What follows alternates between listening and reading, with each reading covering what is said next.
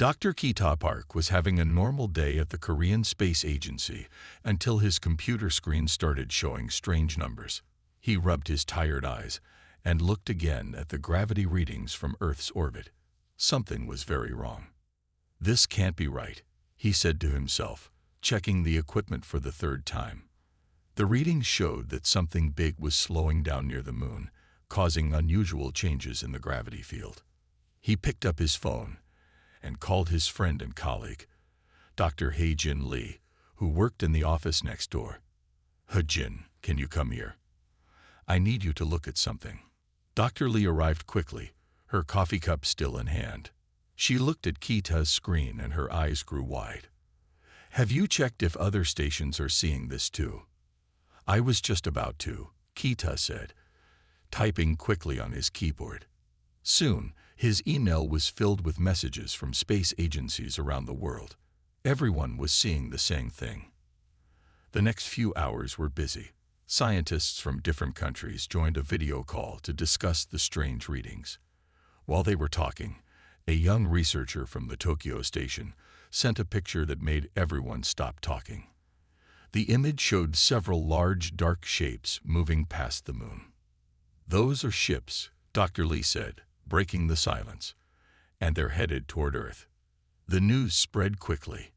Within hours, people around the world were looking up at the sky, trying to see the visitors from space. Television stations stopped their regular shows to report about the strange objects approaching Earth. The internet was full of pictures and videos of the dark shapes getting closer and closer. At the Korean Space Agency, Kita and Hae-Jin worked without stopping. They studied the gravity patterns around the ships, noticing something unusual.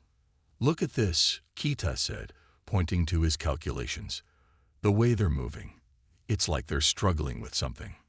Before they could understand what it meant, all the screens in the building suddenly turned on by themselves. A face appeared, but it wasn't human. The creature had pale blue skin and large dark eyes. Similar messages were playing on screens all over the world. "People of Earth," the alien said in a voice that had been translated into different languages, "I am Commander Nexus of the Stellar Dominion. Your planet has been chosen for colonization.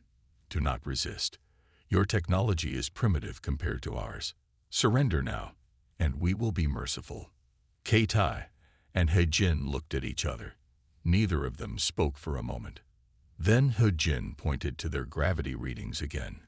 "Keitai," she said slowly, "I think I know why their ships are moving strangely. Look at the numbers. They're not used to Earth's gravity." Keitai checked the data again. The alien ships were using a lot of power just to stay in orbit, much more than they should need. It was as if they were fighting against Earth's gravity itself. Just then, Keita's phone rang. It was Captain Jae-Won Yang from the Military Space Defense Division. "Dr. Park," she said, her voice serious, "we need your help. How much do you know about alien biology and gravity?" Keita looked at his gravity readings one more time. "Not much," he said, "but I think we're about to learn a lot." He turned to Hae-Jin. "Call everyone back. We need to study these readings right now. Earth's gravity might be more important than we thought." As they worked through the night, more alien ships appeared in the sky, but with each new arrival, Kita became more certain. These invaders had made a big mistake. They didn't know what they were getting into. Literally, Earth's gravity was about to teach them a lesson they wouldn't forget. The alien fleet spread across Earth's sky like stars that had decided to move closer. Commander Nexus stood on the bridge of his flagship, looking down at the blue planet below. His pale blue skin reflected the glow from Earth's atmosphere, and his dark eyes narrowed as he studied the planet's surface. "Status report," he commanded. His officers, all members of the Stellar Dominion, worked at their stations with practiced efficiency. "Sir, we have positioned 20 ships around the planet's equator," one officer reported. "But we're using more power than expected to maintain orbit." Meanwhile on Earth, Captain Jae-Won Yang walked quickly through the military command center in Seoul. Screens covered the walls, each showing different views of the alien ships. She had been awake for 36 hours, but there was no time to rest. "Captain Yang," a voice called. She turned to see Dr. Kita Park and Dr. He-Jin Lee being escorted in by security. "Thank you for coming so quickly," she said. Keita placed his laptop on the main table. "We've been studying their ship's movements," he explained. "Something interesting is happening with their engines." He showed them a video of one of the alien ships. The engine lights were pulsing much faster than they should. "They're fighting against Earth's gravity," He-Jin added. "And they're losing." Before Captain Yang could respond, all the screens in the command center changed. Commander Nexus's face appeared again, but this time he looked angry. "People of Earth," he said, his voice cold. "You have ignored our demands for surrender. Now you will witness our power. We will begin landing our forces in 1 hour." Captain Yang turned to her communications officer. "Connect me with all military commands worldwide." Within minutes, she was speaking with defense leaders from different countries. "The aliens are going to land," she told them. "But our scientists have discovered something important." She nodded to Kita, who explained about the gravity problem. "Their ships are struggling just to stay in orbit," Kita said. "Imagine what will happen when they try to walk on our planet." Back on the alien flagship, Commander Nexus was getting frustrated. His chief engineer had just given him bad news about their gravity compensation systems. "What do you mean they might fail?" Nexus demanded. "We tested them thoroughly." "Sir," the engineer said nervously, "we tested them for a planet like ours. Earth's gravity is much stronger. Our soldiers' suits might not be able to handle it." Nexus slammed his fist on his chair. "It doesn't matter. We are the Stellar Dominion. We have conquered 30 worlds. This primitive planet will not stop us." On Earth, Kita and He-Jin worked with military scientists to set up gravity-measuring equipment around likely landing sites. Captain Yang coordinated with ground forces, positioning them to observe and respond. "Don't engage unless attacked," she ordered. "Let's see what Earth's gravity does to them first." The hour passed quickly. Soon, the first alien ships began descending through Earth's atmosphere. They moved slowly, their engines glowing bright red from the strain. "They're coming," Captain Yang said, watching the main screen. She looked at Kita and He-Jin. "How long do you think their equipment will last in our gravity?" "Not long," Kita answered, studying his readings. "Their ships weren't built for this. Their suits weren't designed for this. They have no idea what they're about to experience." Around the world, people watched and waited. In homes, offices, and bomb shelters, all eyes were on the sky. The alien ships grew larger as they descended, their metal hulls shining in the sunlight. The invasion of Earth was about to begin.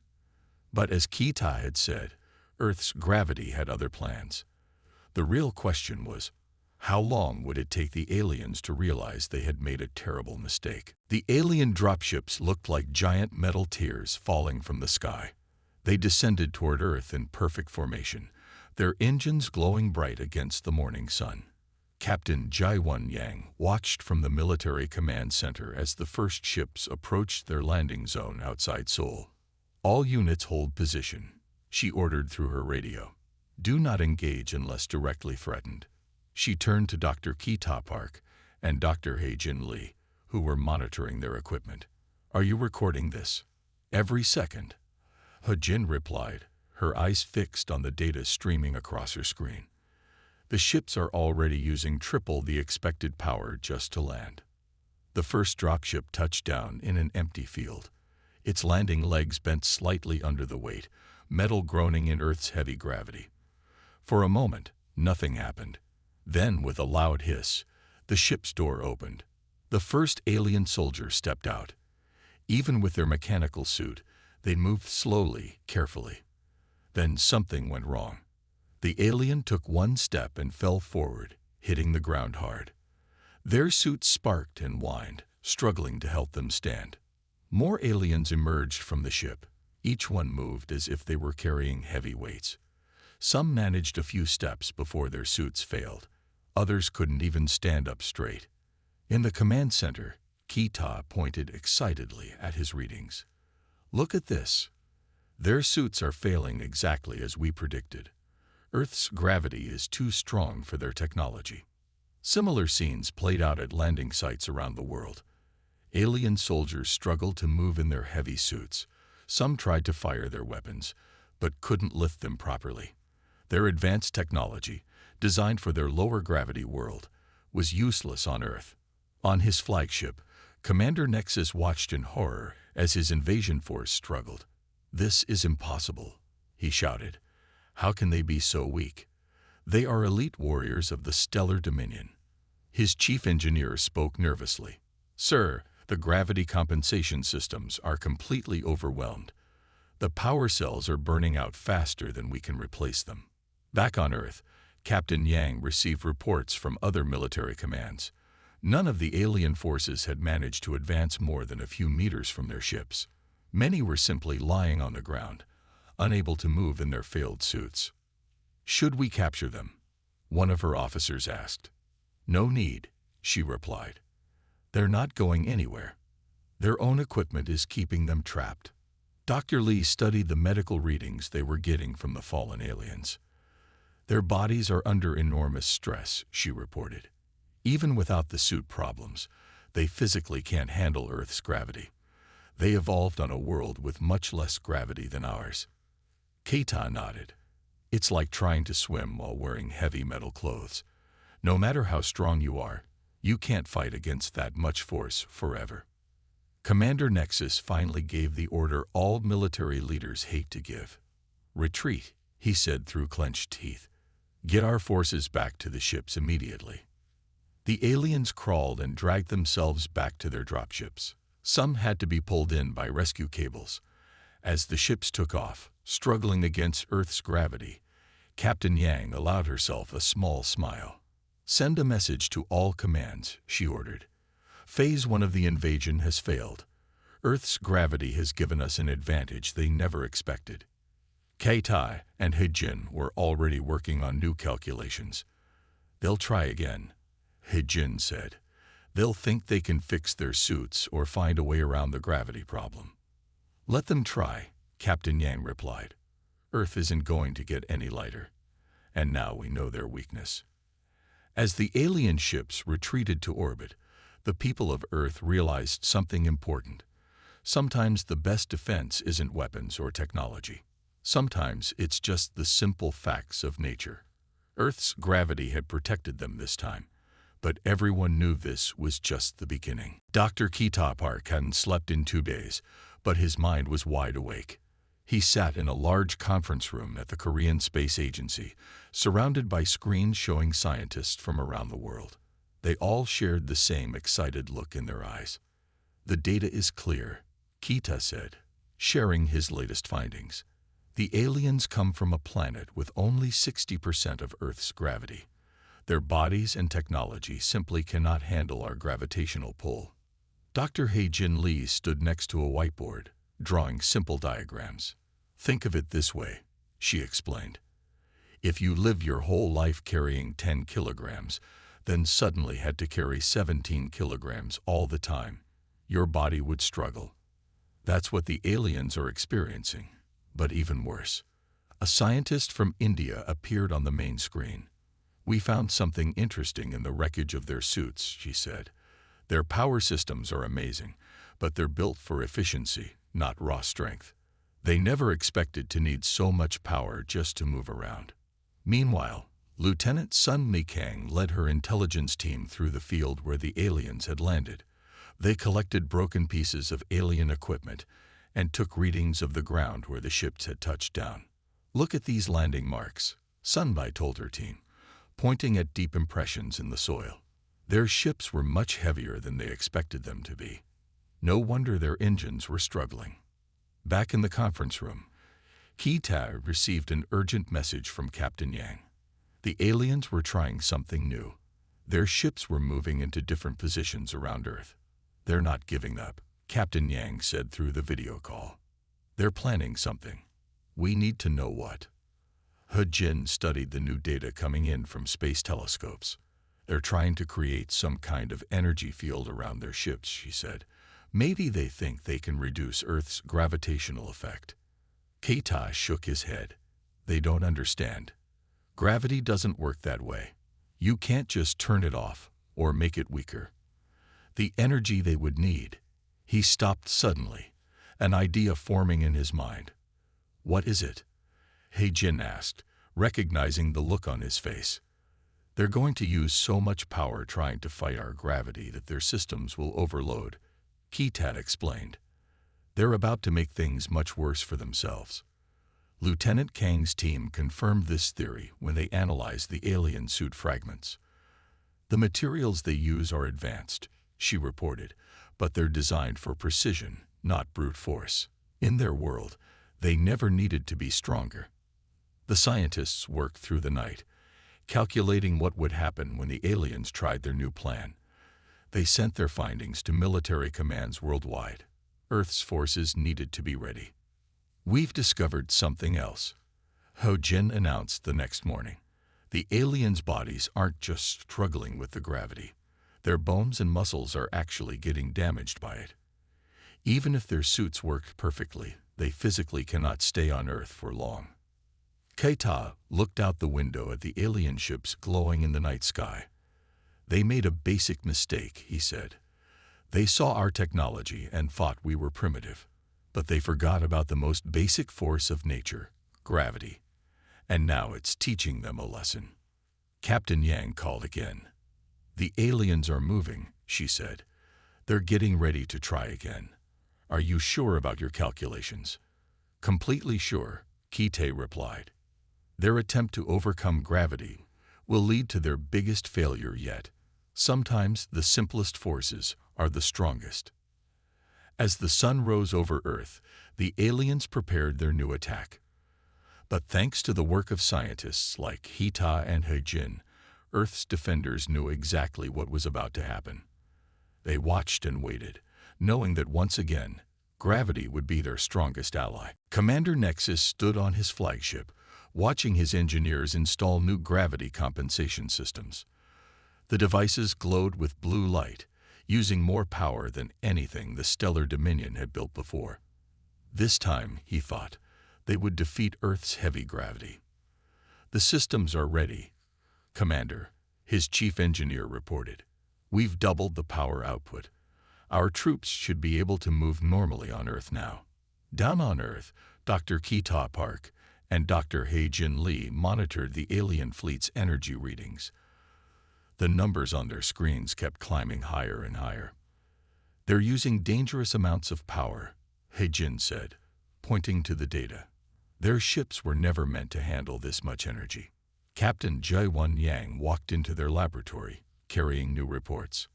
Our satellites show they're getting ready for another landing, she said, but this time they're targeting multiple cities at once. Keita studied the aliens' power readings again. Their new compensation systems won't work, he explained. They're trying to create a bubble of lower gravity around themselves. But that's not how gravity works. They're fighting against a basic force of nature. The alien dropships began their descent toward Earth.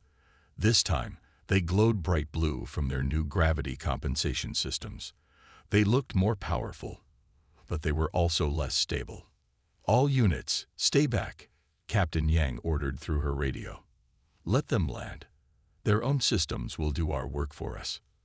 The first dropship landed outside Seoul.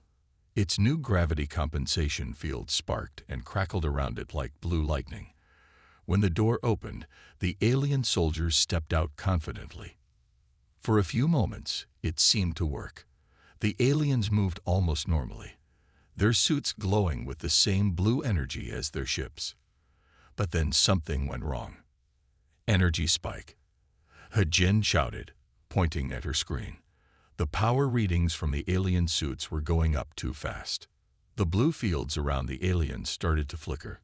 Some soldiers managed to take a few steps, but their movements became jerky and unstable. Suddenly, one of the compensation fields collapsed completely.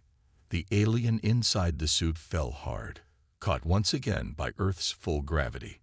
More failures followed. The suits couldn't handle the power needed to fight Earth's gravity.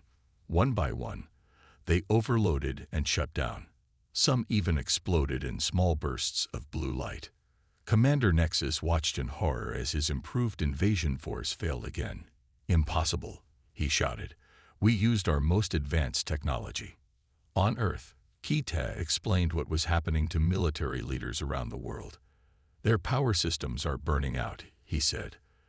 "They're using more energy than their technology can handle, just to let their soldiers walk on our planet." Captain Yang ordered medical teams to approach the fallen aliens. Many of the invasion forces were injured, not by human weapons, but by their own failing equipment and Earth's relentless gravity. "We should help them," Hejin suggested, watching the aliens struggle. "Even if they are invaders, they're suffering." The medical teams moved in, helping injured aliens back to their ships. The Stellar Dominion soldiers, once proud and confident, now had to accept help from the very humans they had come to conquer. As the alien ships retreated once again, Captain Yang turned to Kita and Hejin. "They'll try one more time," she said. "They're too proud to give up after just 2 failures." Kita nodded. "Yes, but now they know. Earth's gravity isn't just an obstacle. It's an unbeatable force, and it's on our side." Colonel Min-ho Choi walked into the International Military Command Center in Seoul. The room was filled with screens showing military leaders from around the world. After 2 failed invasion attempts by the aliens, it was time for humans to take action. "We know their weakness now," Colonel Choi said, standing at the main display. "Their bodies and machines cannot handle Earth's gravity. We must use this against them." Dr. Hejin Lee stepped forward with new information. She had been working on something special in her laboratory. "We have created a device that can increase gravity in small areas," she explained, showing them a small metal cylinder. "It's like making a tiny spot on Earth even heavier than normal." The military leaders listened carefully as Hejin explained how the device worked. It used Earth's natural magnetic field to concentrate gravitational forces in one place. The effect only lasted for a short time, but it was enough to cause problems for the aliens. Dr. Kita Park added his findings. "The aliens will try to attack again," he said. "But this time, they will use their biggest ships. They think more power will solve their gravity problem. They are wrong." Colonel Choi worked with Captain Ji-won Yang to create a new defense plan. They would place Hejin's gravity devices around important places. If the aliens attacked, the devices would make it impossible for them to move or fight. "Remember," Captain Yang told her soldiers, "we don't need to fight them directly. Earth's gravity will do most of the work.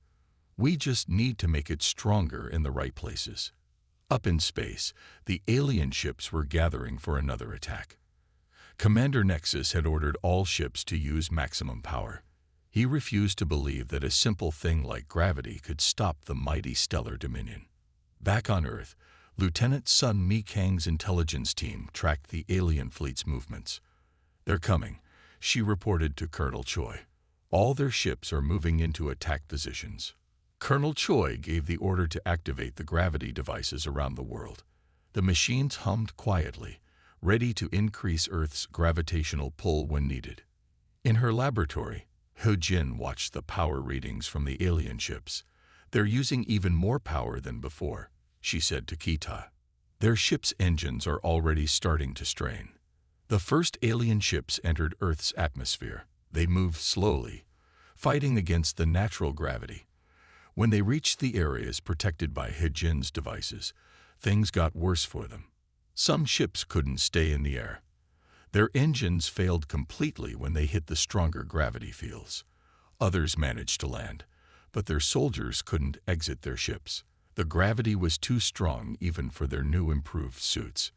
Colonel Choi watched from the command center as the alien invasion failed for a 3rd time. This time, it was because humans had learned to use Earth's gravity as a weapon. "Send them a message," he ordered. "Tell them that Earth's gravity is part of our planet's natural defense. They cannot fight against nature itself." The alien ships that could still fly retreated quickly. Those that couldn't had to be rescued by their fleet. As they left, Captain Yang turned to Colonel Choi. "Do you think they'll finally understand?" she asked. "They have to," Colonel Choi replied. "Earth has taught them an important lesson. Some forces of nature cannot be conquered, no matter how advanced your technology is." Commander Nexus stood alone in his private chamber on the flagship. His blue skin had turned pale, and his dark eyes showed his worry. 3 failed attempts to invade Earth had cost the Stellar Dominion many ships and soldiers. Now he faced a difficult choice. "Commander," his second-in-command called through the door. "The fleet captains request an emergency meeting. There are problems." Down on Earth, Lieutenant Sun Mi Kang's intelligence team picked up unusual signals from the alien fleet. "The aliens are arguing among themselves," she reported to Captain Ji-1 Yang. "Many of their ship's crews want to leave."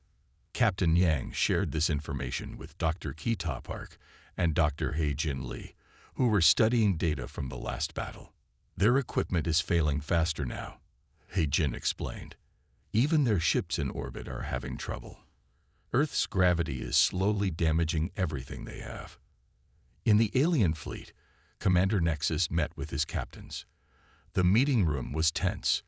Many captains had lost ships and crews to Earth's powerful gravity. "We cannot continue this invasion," one captain said firmly. "Our soldiers are injured. Our ships are breaking down. Earth's gravity is too strong. The Stellar Dominion does not retreat." Nexus shouted, hitting his command table. But even as he spoke, more bad news arrived. The chief engineer's report was clear. 30% of their ships could no longer land on Earth. Their engines were too damaged from fighting against the gravity. Many of their soldiers had broken bones and torn muscles from their failed attempts to walk on the planet's surface. Lieutenant Kang's team intercepted these reports. "They're falling apart," she told Colonel Minho Choi. "Their whole fleet is starting to break down." Colonel Choi called an urgent meeting with military leaders worldwide.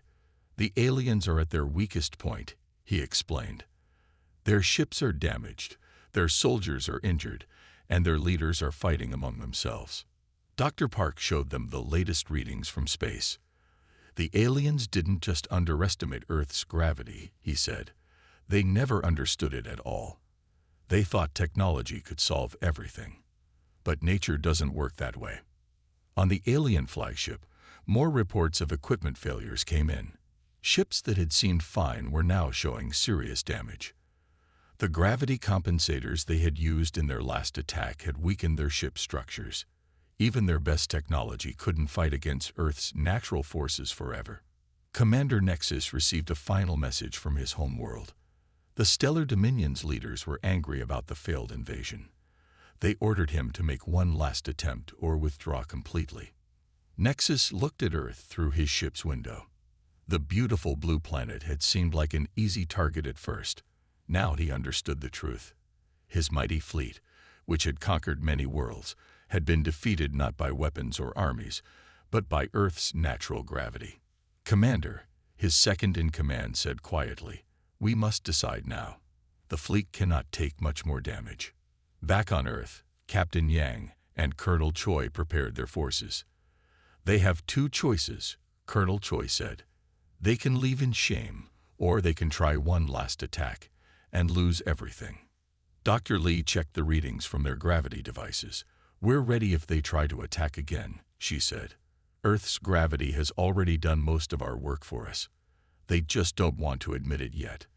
The whole world watched and waited. Which would be stronger? Commander Nexus's pride, or his need to save what remained of his fleet? Early morning sunlight shone on the alien ships hovering above Earth. Commander Nexus stood on his flagship's bridge one last time, looking down at the planet that had defeated his mighty fleet. His decision was made. "Send the message," he ordered quietly. His communications officer began transmitting to all Earth's major governments. In the Korean Space Agency, Dr. Kita Park and Dr. He-Jin Lee were the first to receive the alien transmission. They quickly called Captain Ji-1 Yang and Colonel Minho Choi to hear the message. "People of Earth, Commander Nexus's voice came through clearly. The Stellar Dominion acknowledges our failure. Your planet's gravity makes invasion impossible. We will leave your solar system and mark Earth as a forbidden world in our star charts. Colonel Choi watched the main screen as the alien ships slowly began moving away from Earth. Their engines glowed weakly, damaged by their battles against Earth's gravity. Should we trust them? Captain Yang asked, studying the alien fleet's movements. Lieutenant Sun Meikang checked her intelligence data. Their ships are too damaged to fight, she reported. Many can barely move. They're telling the truth. They have to leave. Dr. Park showed them the final readings from the alien fleet. Their ship structures are weakened, he explained. If they stay in Earth's gravity field much longer, some ships might break apart completely. The world watched as the Stellar Dominion's once proud fleet limped away from Earth. Some ships moved so slowly that they needed help from others. Commander Nexus's flagship was the last to leave orbit. We have learned an expensive lesson. Nexus sent in a final message. Your world's natural defenses are stronger than our most advanced technology. You have won without firing a single shot. After the aliens left, Earth's governments met to discuss what they had learned. Colonel Choi presented a plan to protect Earth in the future. We must build gravity monitoring stations around the planet, he said. Dr. Lee's gravity devices will become our first line of defense against future invasions.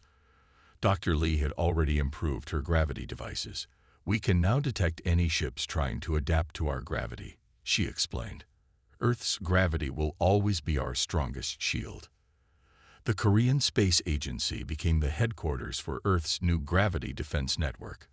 Scientists from around the world came to work with Dr. Park and Dr. Lee.